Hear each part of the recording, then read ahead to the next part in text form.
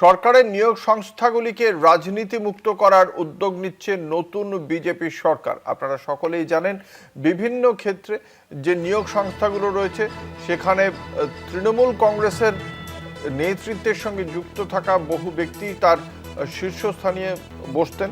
সেই বিষয়ে বিশেষ উদ্যোগ বিজেপি সরকারের। কথা বলবো, আমাদের সঙ্গে রয়েছেন আমাদের বিশেষ প্রতিনিধি দীপ্তিমান ভট্টাচার্য। কি পদক্ষেপ করা হচ্ছে এই বিষয়ে রাজ্য প্রশাসনের পক্ষ থেকে? একেবারে দেখো, মুখ্যমন্ত্রী শুভেন্দু অধিকারী কিন্তু যে নির্দেশ দিয়েছেন সেখানে কিন্তু স্পষ্টতই বলে দিয়েছেন যে রাজনীতি মুক্ত নিয়োগ সংস্থাগুলো করতে হবে। অর্থাৎ বারবারই এটা অভিযোগ উঠেছে, যত নিয়োগ সংস্থাগুলো রয়েছে মূলত যেরকম প্রাথমিক শিক্ষা পর্ষদ হোক, স্কুল সার্ভিস কমিশন হোক, পাবলিক সার্ভিস কমিশন হোক, এরকম গুরুত্বপূর্ণ নিয়োগ সংস্থাগুলোকে এবার রাজনীতি মুক্ত করতে হবে। কোনো রাজনীতির ব্যক্তিত্ব বা তাদের রাজনীতির মেরুকরণ রয়েছে এরকম কোনো লোককে এই পদে বসানো হবে না এবার থেকে, সেই দিকেই নজর দিতে বলা হয়েছে।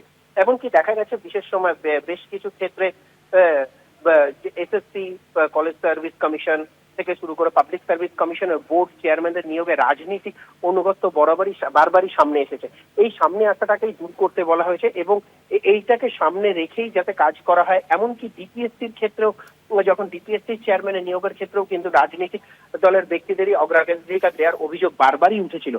এবার সেইটা থেকে মুক্ত করার জন্য এবং যাতে কোনো রাজনীতি নিয়োগের ক্ষেত্রে কোনো রাজনীতি যেন হাত না থাকে, সেই দিকে নজরে রেখে এই সিদ্ধান্ত নিয়েছেন মুখ্যমন্ত্রী শুভেন্দু অধিকারী।